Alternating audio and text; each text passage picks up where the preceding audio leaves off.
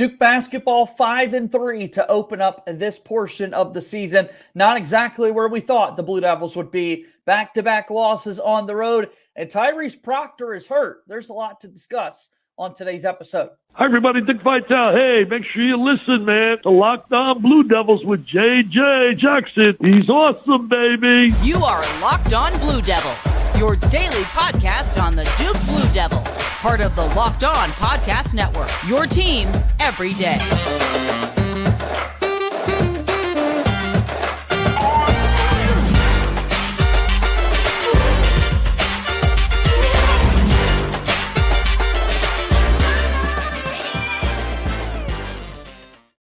Hello, everybody, and welcome into another episode of the Locked On Blue Devils podcast. My name is JJ Jackson. So excited to have you here with us on December 6th, 2023. Excited to talk about everything going on in the life of Duke athletics. That's exactly what Locked On Blue Devils is. Your one-stop shop throughout the week, talking about the men's basketball and football programs. We highlight a couple of other programs throughout the year as well. So your support just means so much to us here at Locked On Blue Devils. If you have not done so already, please be sure to follow us wherever you get your podcasts. You could do that for free. Give us a follow at LO_Blue Devils on X. Also, make sure that you watch the show daily on YouTube. You can subscribe to our YouTube channel. We've got fun clips out there. Like the video, share it with your friends. Again, your support just means so much to us here on Locked On Blue Devils. And if you're at it, follow me on X as well, at _JJ_Jackson_. Duke basketball, a tough loss over the weekend in Atlanta, taking on Georgia Tech. A full week off for the Blue Devils as they go throughout the final exam portion of the academic semester. They're back on the hardwood this upcoming Saturday at home inside Cameron Indoor Stadium. But a 5-3 record now. Where in the world does this Duke basketball team sit? And who better to discuss all of this with me than my good pal Kevin Connelly, who is the site expert for Ball Durham. Kevin, I hope you're doing well, my friend. I am, JJ. Thanks for having me. All right, let's get to it, man. 5-3, the record for this Duke men's basketball team. Tough showing in Atlanta over the weekend against Georgia Tech. We mentioned the kind of early ACC game here before a full month break until we see Duke take on a conference opponent once again. But for that month, we're going to be looking at an 0-1 record for Duke basketball in the ACC standings. What went wrong on Saturday, in your opinion?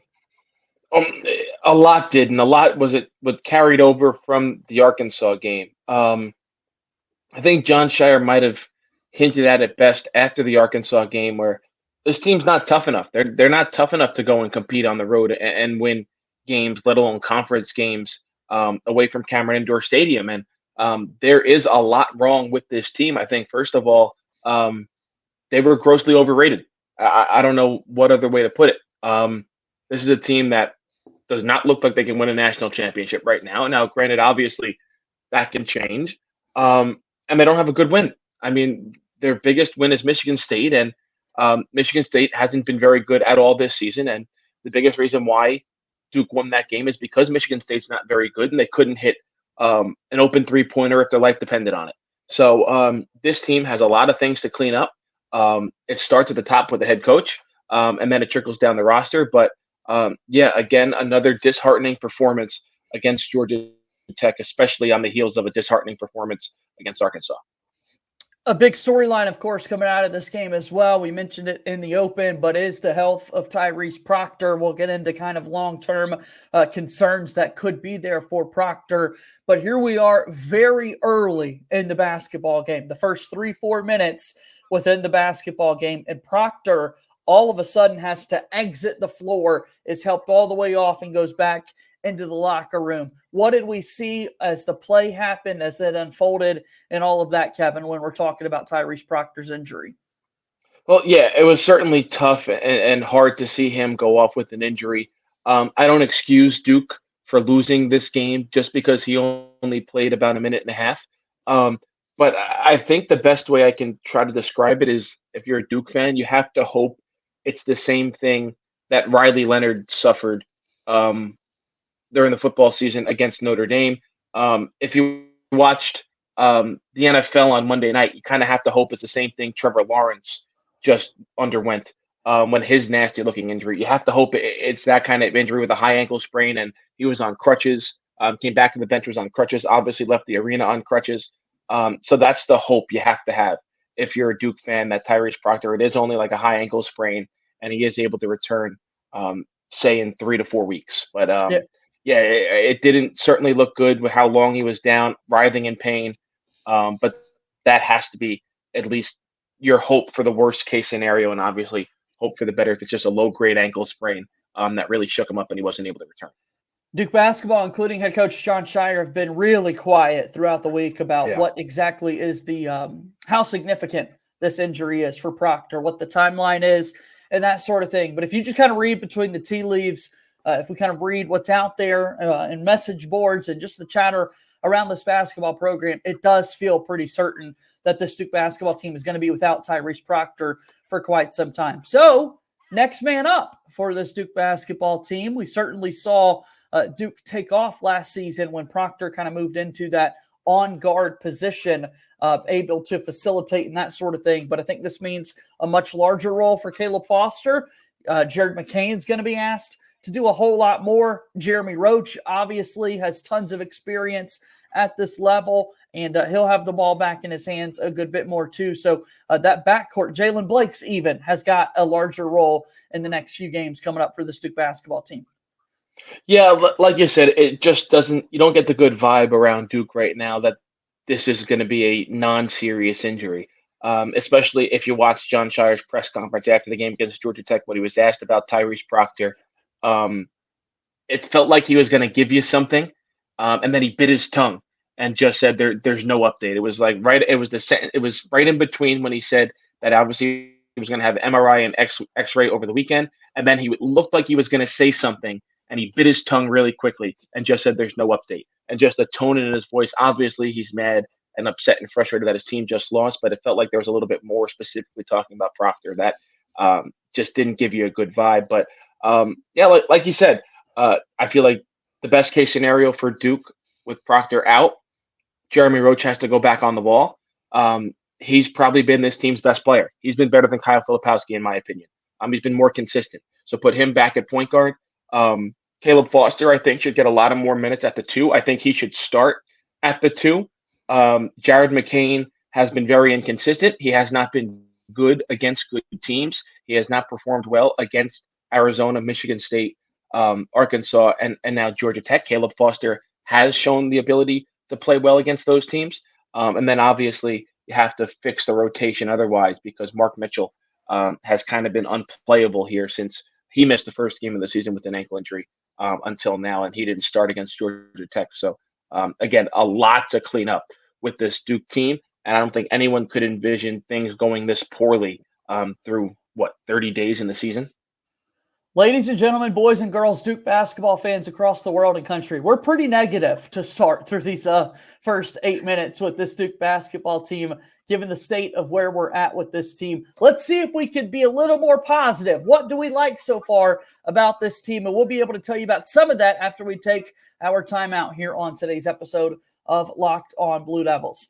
Locked On Blue Devils here today is brought to you by our very good friends over at Jase Medical. I know that when it comes to sports, we look for them to escape from some of the crazy realities of real life. But can we talk for just a minute about preparing for real life? According to the FDA, pharmacies are running out of antibiotics like amoxicillin right in the middle of the worst flu season in over a decade. It's quite scary.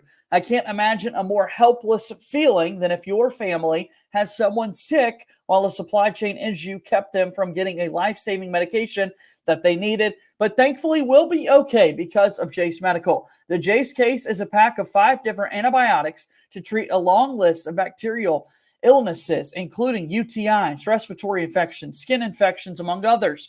This stuff could happen to any of us. Visit jasemedical.com and complete your physician encounter. It will be reviewed by a board-certified physician, and your medications will be dispensed by a licensed pharmacy at a fraction of the regular cost.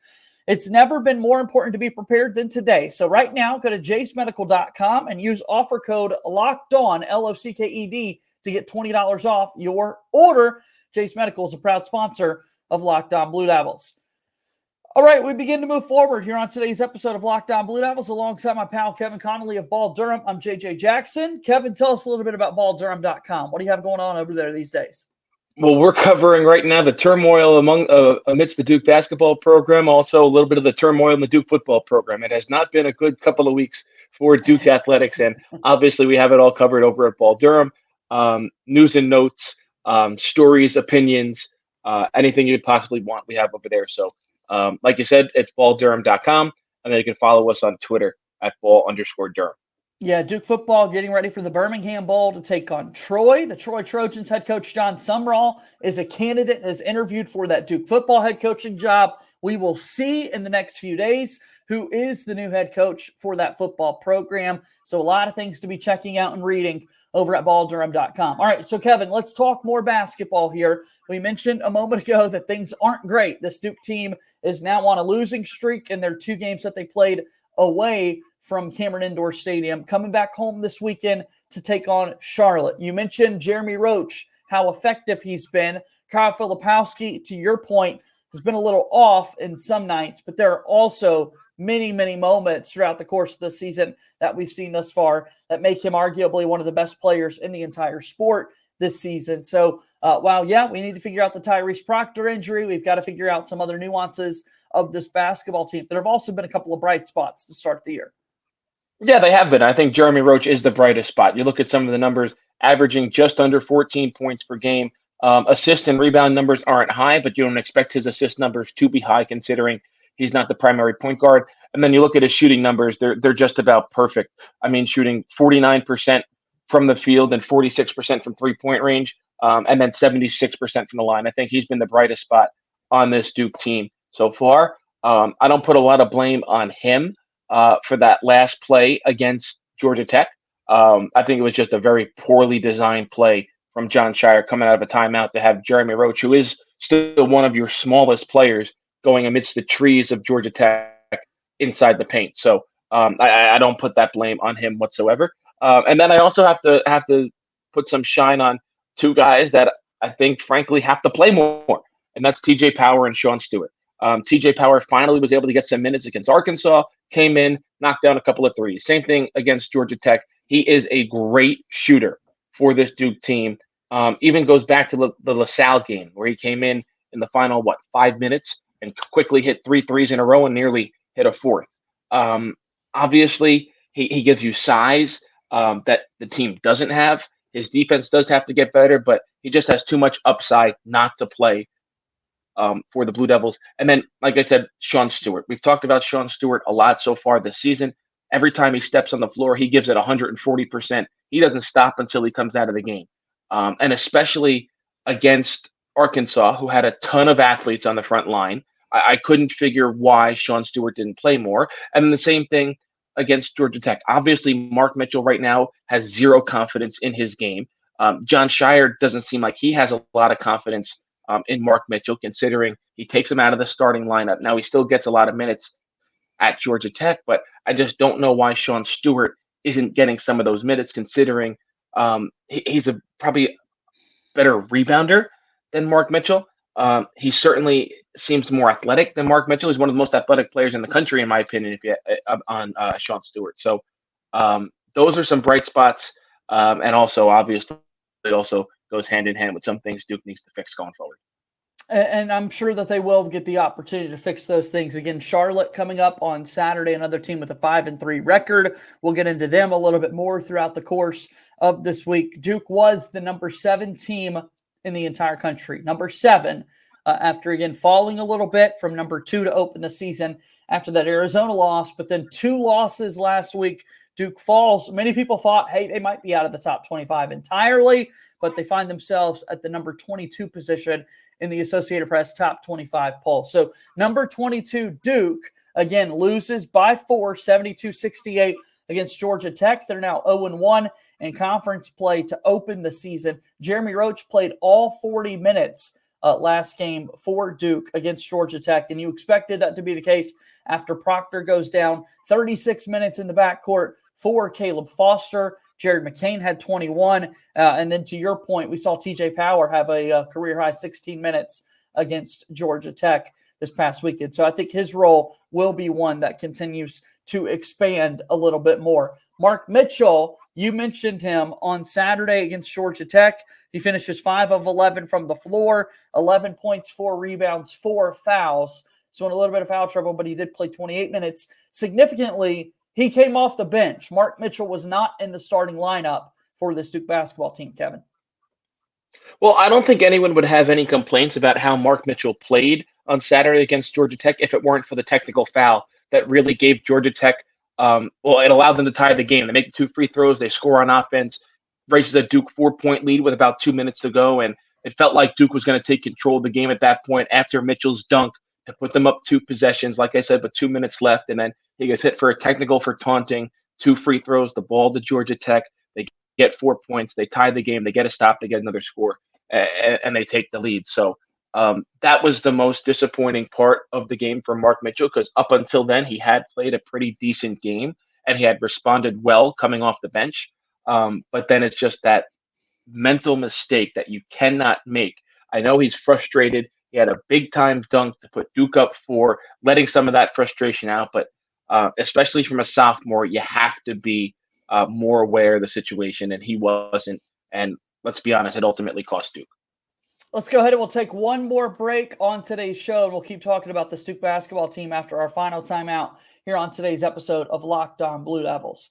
Locked On Blue Devils here today is brought to you by our friends over at FanDuel. That's right. As the weather gets colder, the NFL offers stay hot on FanDuel. Right now, new customers get $150 in bonus bets with any winning $5 moneyline bet. That's $150 if your team wins. If you've been thinking about joining FanDuel, there's no better time to get in on the action than right now. This app is so easy to use, a wide range of betting options, including spreads, player props, over-unders, and so much more. So right now, go visit FanDuel.com/lockedon and kick off the NFL season. FanDuel is an official partner of the NFL. All right, we move forward here on today's episode of Locked On Blue Devils. JJ Jackson alongside my pal Kevin Connelly, who is the site expert for Ball Durham. So, Kevin, we got to talk a little bit about the outside shooting for this Duke basketball team. I do want to highlight that and the rebounding efforts as well, if you can speak to that for a moment. Against Georgia Tech, Duke was just 4 of 16 from three-point range, 25% for a team that does have quality shooters on there. Is a little concerning. You hope that it's just kind of an off night for the Blue Devils. We saw Georgia Tech open the game 4 for 4 from three-point range, and all of a sudden Duke finds themselves down 12-2 right out of the gates. And then this season, Duke was 5-0 when they won the rebounding battle, 0-2 when they lost the battle on the glass. Against Georgia Tech, they tied an even 33-33 battle on the boards between both those teams. So let's talk three-point shooting, and then we'll talk about the rebounding. Yeah, so first with the three-point shooting, you're right. On paper, it seems like this team does have the ability to shoot the ball. Kyle Filipowski has not shown the improvement from three-point range to begin with.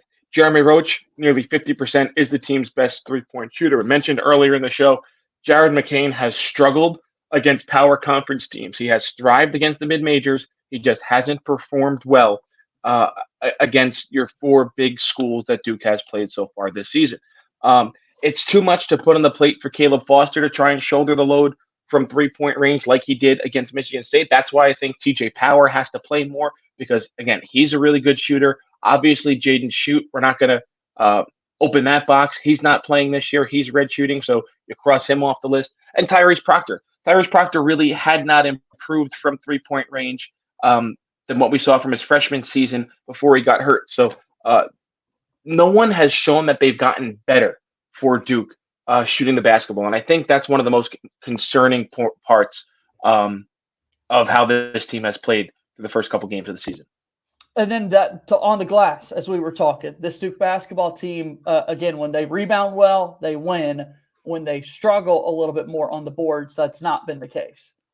And that's the confusing part of why Sean Stewart's not playing more. I mean, Sean Stewart is a guy who can rebound well. And you don't want to put everything on the plate of Kyle Filipowski. Mark Mitchell certainly has to help out and rebound a little bit more. When Ryan Young is in there, He's a guy who will box out and create space, but you can't count on a player like Ryan Young to pull down 5 to 6 rebounds per game. That's why it's just a little bit confusing why Sean Stewart is not playing more, considering this team does well when he's in there and he rebounds. Locked On Blue Devils here today. JJ Jackson alongside my pal Kevin Connelly, who's the site expert for Ball Durham. All things Duke basketball, Duke football can be found at your website. And a lot of people this time of year are talking about a couple of things. The transfer portal and high school recruiting, as signing day for the football period is just a few weeks away at this point. But then also a couple of these top high school players still need to make their final decisions for the upcoming season. Duke's got 2 offers out at the moment for Dylan Harper and then VJ Edgecombe. And here on December 6th, later this afternoon, 4:30 p.m. Eastern time, I think we're going to get a decision from Dylan Harper. Is that right, Kevin? It is, and it's most likely going to be Rutgers. The Jersey kid's going to stay home and follow in his brother's footsteps and try to be that next star for the Scarlet Knights. Duke had kind of pulled off in their recruiting efforts of him as of late, really in the summer, when Rutgers overtook Duke, as many of your listeners probably know on the crystal balls and all the prediction websites. Rutgers overtook Duke in August, and it tells you why.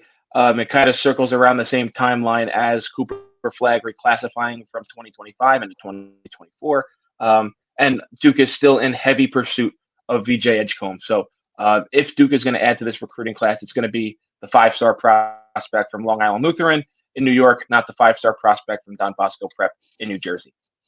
Well, let's see what happens. We'll be following, of course, that update a little bit later today. We'll see what happens with VJ Edgecombe as Duke tries to totally finalize this upcoming high school class of 2024. Kevin, as always, it's great to see you. I hope that the next time we speak, we've got more Duke basketball wins to be breaking down together. Thank you for being here today, my friend. Thanks, JJ. That's Kevin Connelly, once again from Ball Durham, joining us here on today's episode of Locked On Blue Devils. Always an absolute joy having him on the program here with us, and we do appreciate his support always here for the show. We appreciate your support as well. Again, make sure you follow and subscribe to us for free wherever it is that you get your podcast. Also, be sure to watch the show daily on YouTube. Hit that subscribe button. Follow us on social media. Follow us at LO_Blue Devils. On X, I'm there as well at _JJ_Jackson_. That'll do it for today's show. As always, go Duke. I'll talk to you tomorrow. My name is JJ Jackson. Thank you and good day.